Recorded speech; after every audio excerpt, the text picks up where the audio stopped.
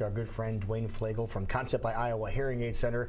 A lot of things going on, kind of wrapping up the year here with Mr. Snowbird over here, Jason Parkin. So jealous. But again, it's 50 take degrees. Me with you. Please take me. 50 degrees here, but Dwayne wanted to make sure. Kids in it. Wanted to make sure we just reviewed some of the things we talked about, and one of the first things he did when he sat down, Jackie, was I have a check for you. That's right. To give to Biker Dads Against Drunk Driving. For those people that were not here and you're wondering what happened to all this, well, it went away in honor of Biker Dads Against Drunk Driving. What about a month ago is when it happened, and Dwayne found out about it after it happened, and he offered to supplement their fundraising efforts by providing a check for people that got some hearing aids. That's right. I think it's worth the money just to see your. I like it. I still think it looks the check Actually, it looks pretty good. Right here. Thank you so much. You're welcome. Thank you so much. We really appreciate it, and they really appreciate it too. I'll make sure they get this thing a little bit later on this morning. So that is first and foremost. We checked that off the list. But some things that we just want to touch on before we wrap things up for the year.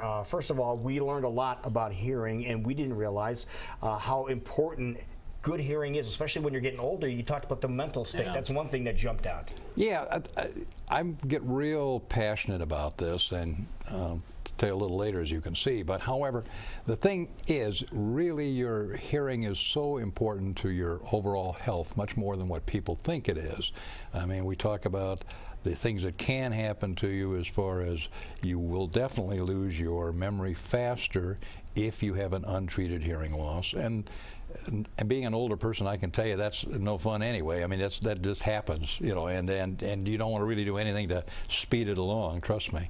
And the other thing is you are more likely to develop dementia, up to 5 times, according to Johns Hopkins University.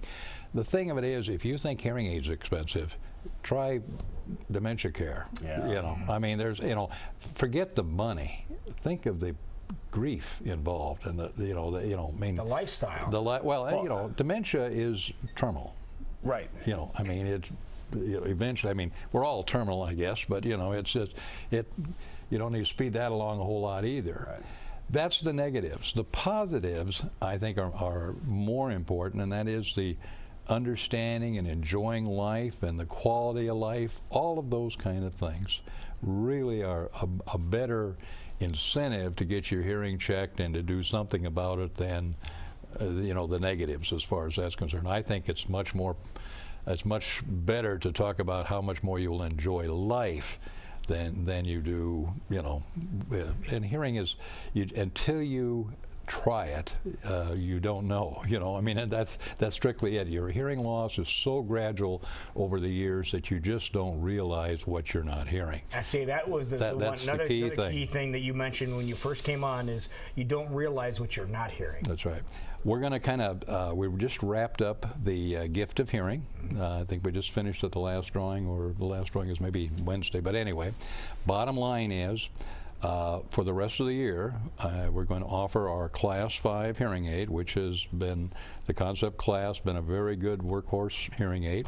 It will work for almost everybody, and that is going to be 30% off for the rest of the year.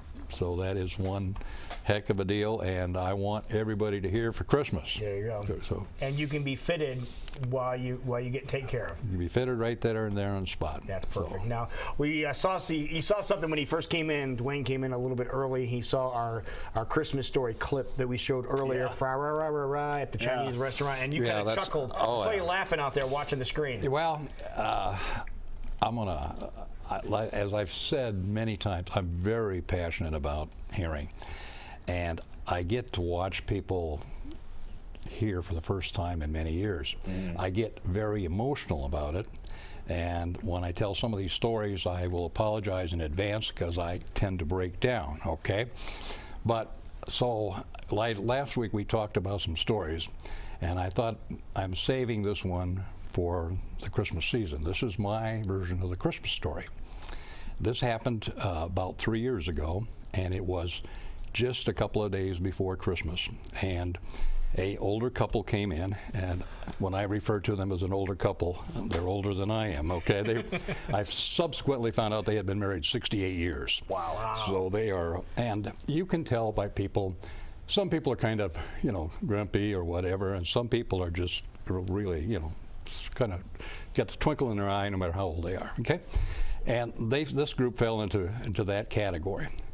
And he's there, and he's, you know, being kind of non-committal about the whole thing. And she said, well, he finally said that he's going to do something about it because he admits that things just don't sound like they used to.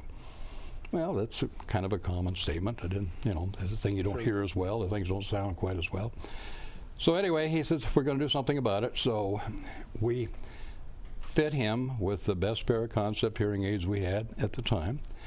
And I always, I get done and I turn them on, with the computer on and off. So I get them all programmed, and then I turn them on, and then my comment to them is usually, "Can you hear me now?" or some brilliant statement like that, And you can tell by the look in the eyes, all of a sudden what's going on. Well, I saw his eyes light up, but he didn't say anything. Okay, didn't say much of anything. And so then my next comment is, well, it's not important whether or not you hear me, but can you understand your spouse or the people around you? That's why we always ask to have someone, a third party, come along, okay? So his wife starts talking to him, and she didn't say the normal, can you hear me now stuff. She says, well, how do you think the grandchildren are going to sound this year at Christmas? And he gives her this look, and then still doesn't say anything. And then she starts talking a little bit more, and then he interrupts her. And he says, your voice sounds as beautiful as it did the first time I met you. Oh, wow. Really? Merry Christmas. Yeah, you wish you had a camera rolling on that. That was really good. That was it. And so that's my happy ending to the Merry That was your Christmas there, wasn't it? That was, that was as good a gift I could have ever gotten. That's wonderful. Really good. That's a good well, one. my friend, Merry Christmas to you. Merry Christmas to you. Everybody have fun down in Florida. Bring some more of the sunshine back. That's right. I'll see you on the 19th of January. Okay? Sounds like a plan. It is 7:30. We'll be right back. You're watching Great Day live in Des Moines.